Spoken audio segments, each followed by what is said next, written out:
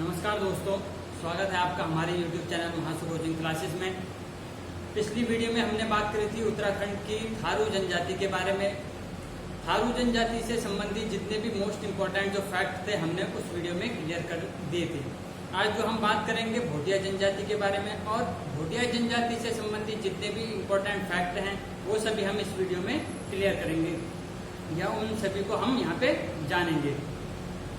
तो भोटिया जनजाति, उत्तराखंड का जो भोटिया जनजाति समुदाय है मूलतः जो है तिब्बत क्षेत्र से संबंधित है। मूलतः जो है तिब्बत क्षेत्र से संबंधित है। इनमें जो है मंगोलाइट जो प्रजाति है उसके गुण पाए जाते हैं। भोटिया जनजाति में मंगोलाइट जो प्रजाति है उसके गुण पाए जाते हैं तथा ये किरात जाति है उनके जो है वंशज माने जाते हैं। जो किरात वंश है उनके वंशज माने जाते हैं। दूसरा जो भोटिया जनजाति है ये अर्धघुमंतु जनजाति कही जाती है। अर्धघुमंतु जनजाति होती है।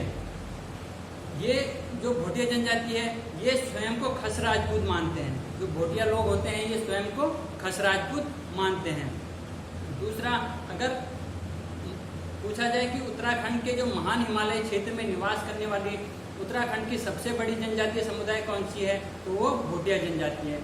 यानी कि उत्तराखंड के जो महान हिमालय में ये भोटिया जनजाति क्या करती है, निवास करती है। अगर मध्य हिमालय की बात करते हैं तो मध्य हिमालय में निवास करने वाली जो उत्तराखंड की सबसे बड़ी जनजातीय समुदाय है तो वो जौनसारी जनजाति समुदाय है। दूसरा, जो भोटिया जनजाति है ये उत्तराखंड के अलावा जम्मू कश्मीर के लद्दाख क्षेत्र में तथा हिमाचल प्रदेश के किन्नौर जनपद में निवास करती है। इसके अलावा ये तिब्बत में और नेपाल के जो तराई भावर क्षेत्र है वहाँ पे ये भोटिया जनजाति निवास करती है। अगर हम बात करते हैं कि जो भोटिया जनजाति है इनको कश्मीर का जो लद्दाख क्षेत्र है वहाँ पे भोटिया जनजाति को किस नाम से जाना जाता है तो वहाँ पे इनको भोटा नाम से जाना जाता है। जो भोटिया जनजाति है इनको कश्मीर के लद्दाख क्षेत्र में भोटा नाम से जाना जाता है।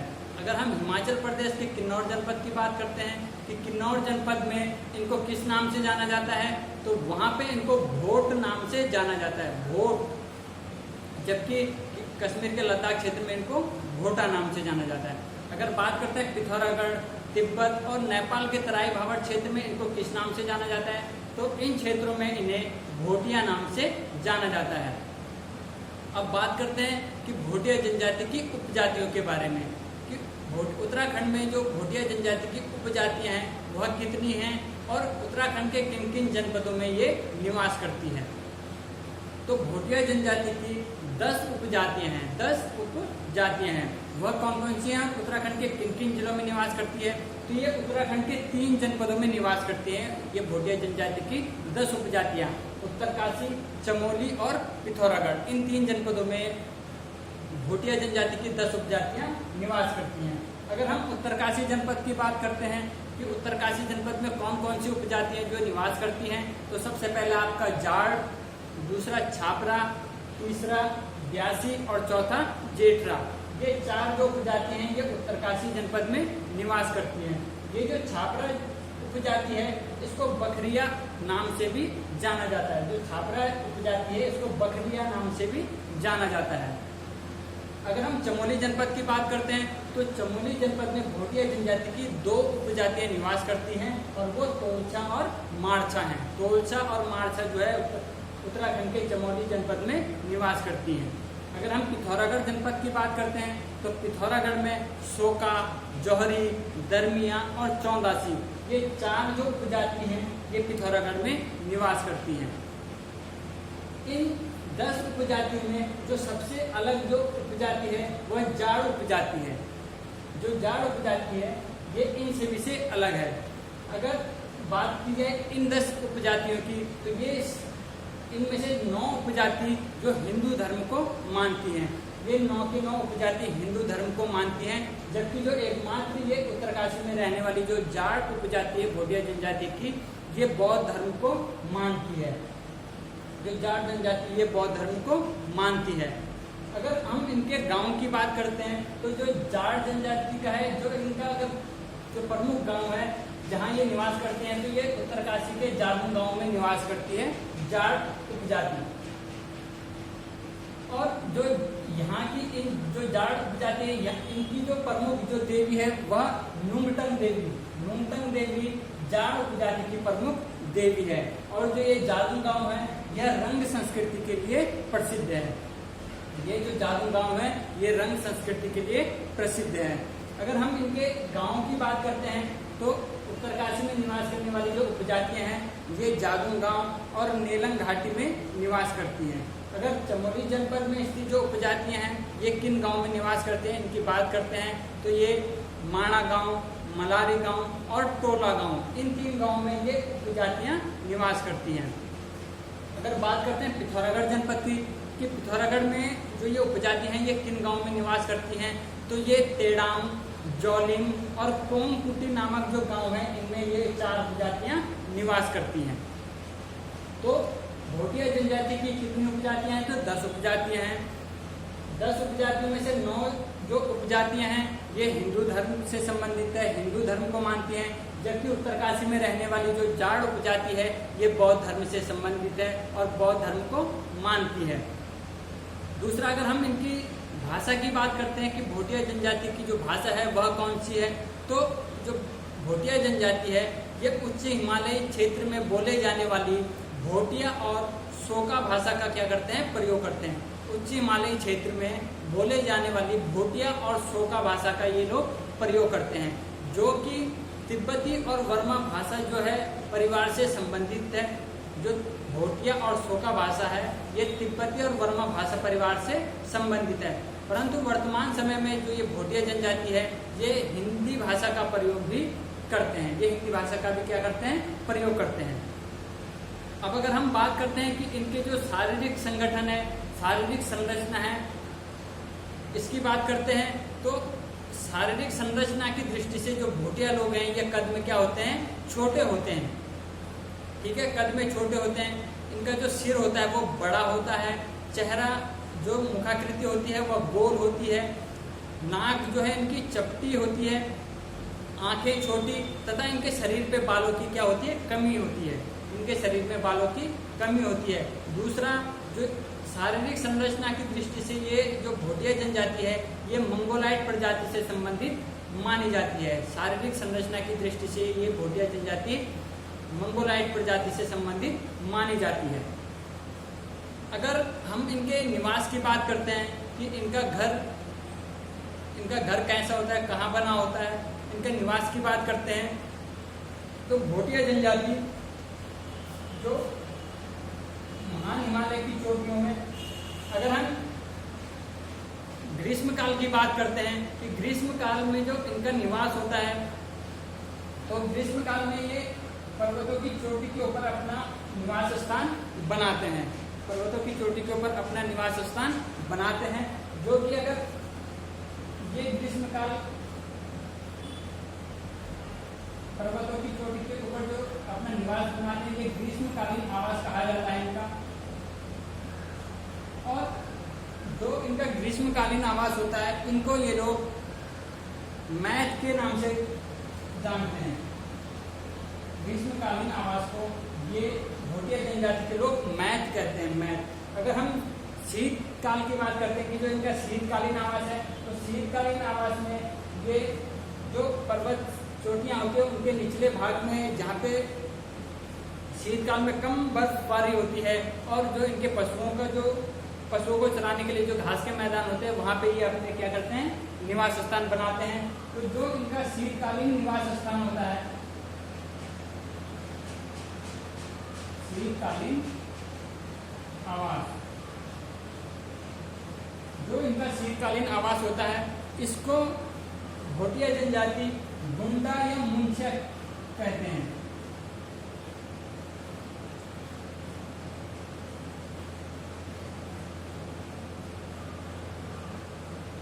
गुंडा या मुंशिया, ये भी अक्सर पेपरों में पूछे जाने वाले प्रश्न हैं कि भोटिया जनजाति की जो ग्रीष्मकालीन आवास है उसे क्या कहा जाता है, तो ग्रीष्मकालीन आवास को मैथ कहा जाता है, जबकि जो भोटिया जनजाति का शीतकालीन आवास है उसको गुंडा या मुंशिया कहा जाता है। दूसरा, अगर हम भोटिया जनजाति के जो परिधान हैं, जो वेशभूषा हैं उनकी बात करते हैं तो अगर हम पुरुषों की बात करते हैं कि जो भोटिया जनजाति के जो पुरुष हैं उनके परिधान क्या क्या हैं, वो कौन कौन से परिधानों का वो प्रयोग करते हैं।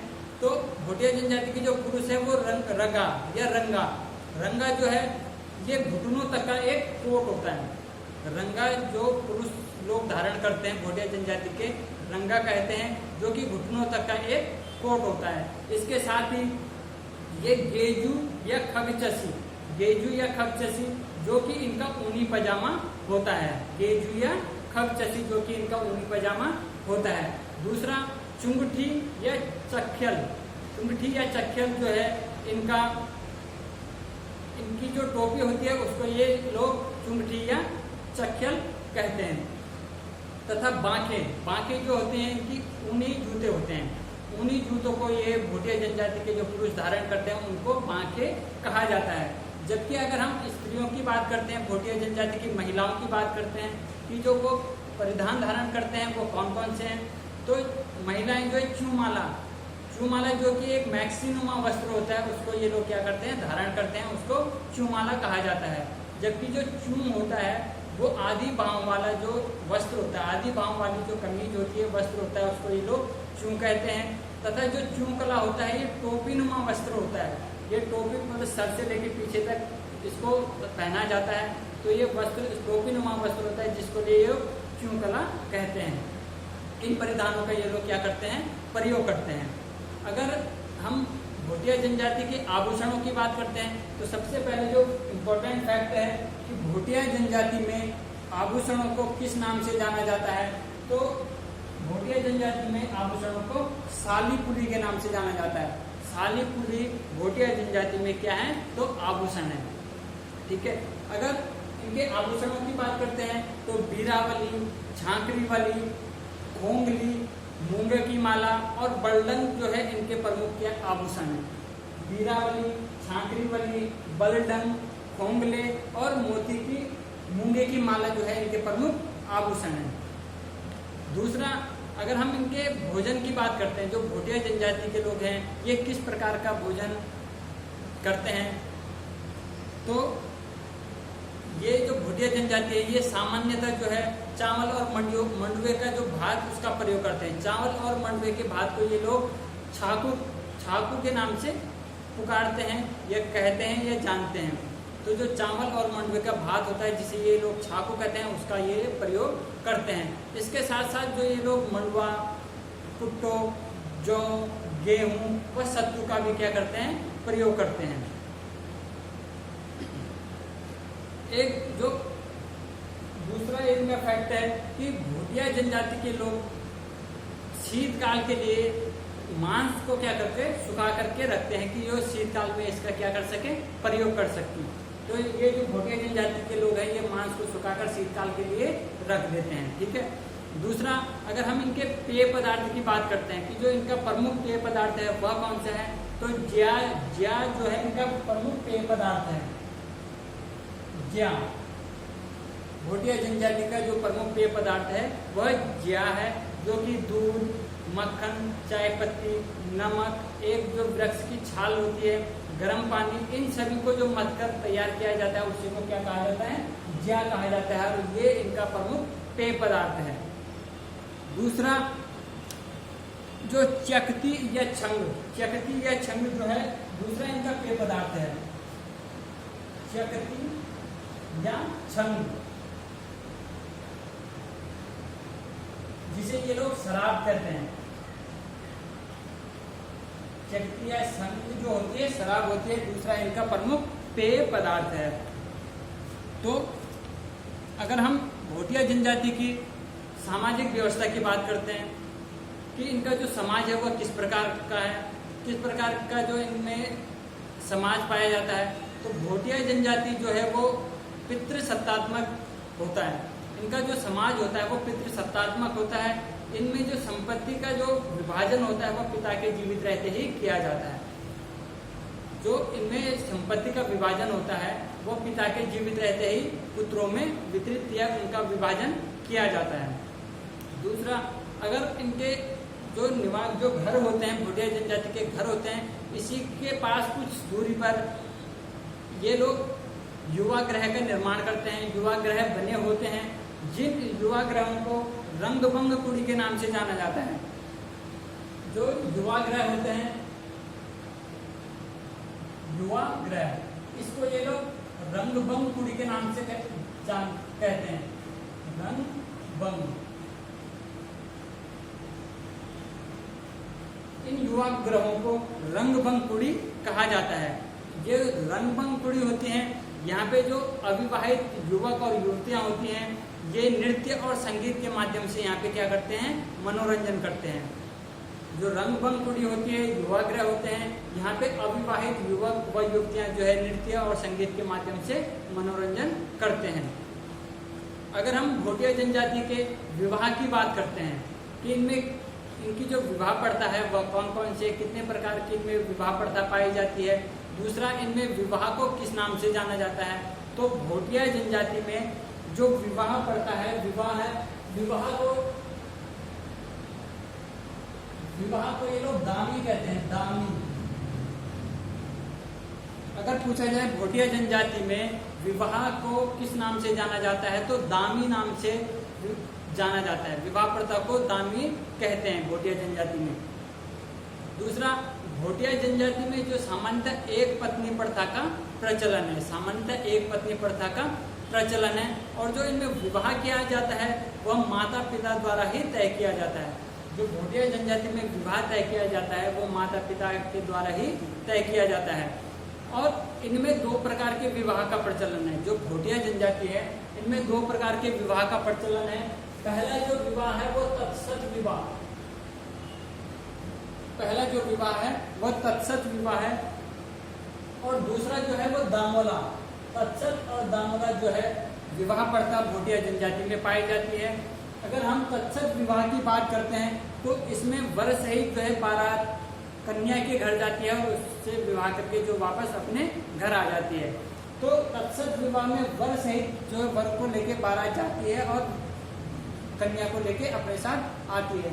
जबकि जो दामोला विवाह है, जो दामोला विवाह है, इसमें वर के बिना, यानी कि इसमें वर जो है बारात में नहीं जाता, वर घर पे ही रहेगा, और जो बारात जाएगी वो शाम को कन्या को अपने साथ वापस लेकर आएगी।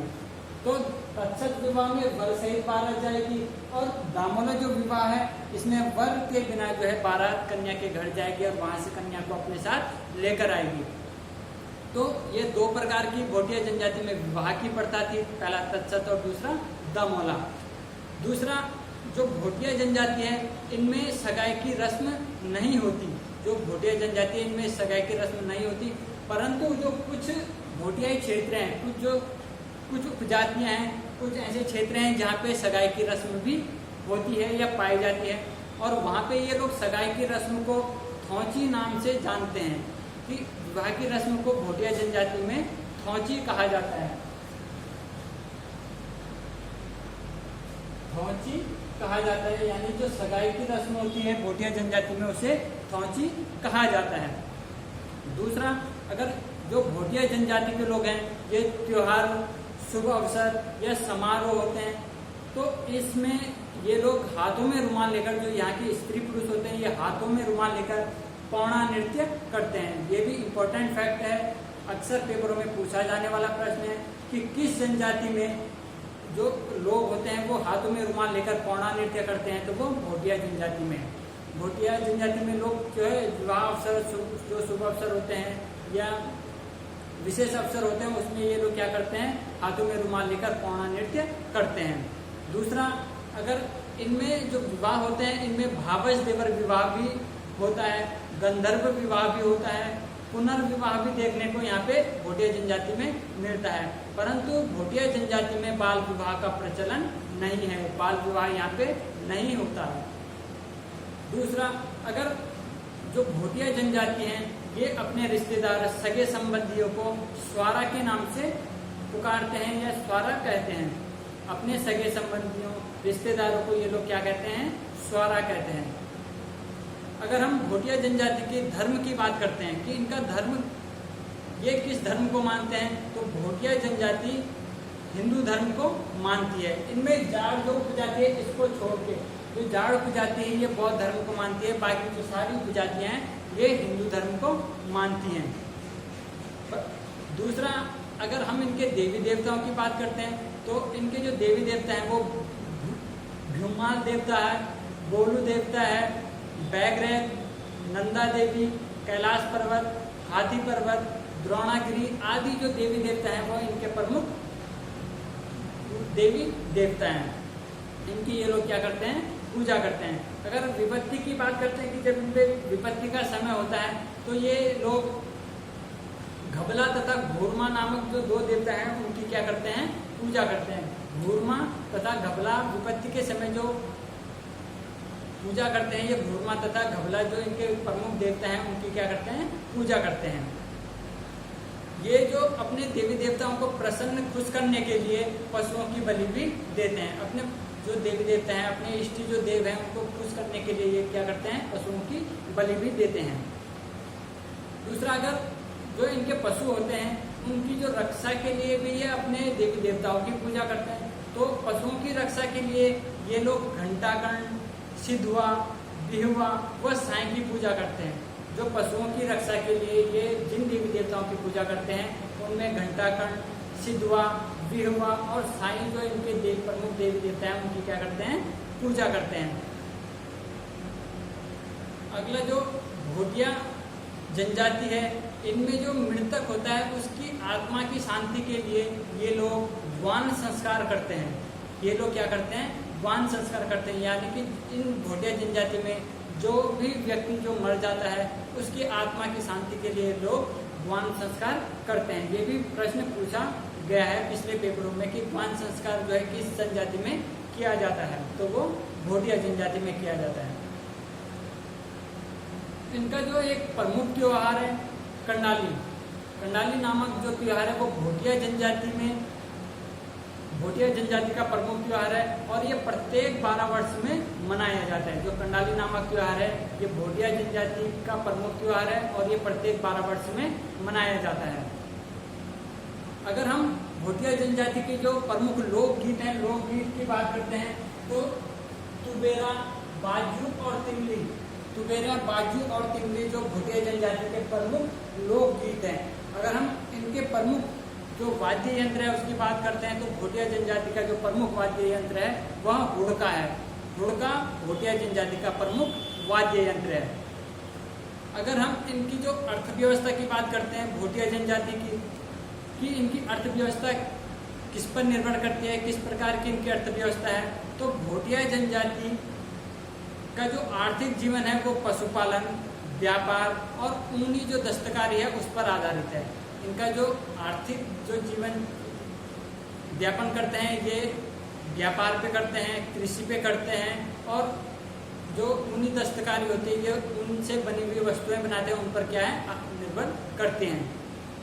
ये लोग जो पर्वतीय ढाल होती हैं वहाँ पे सीढ़ी नुमा खेती करते हैं। वहाँ पे क्या करते हैं ये लोग, सीढ़ी नुमा खेती करते हैं।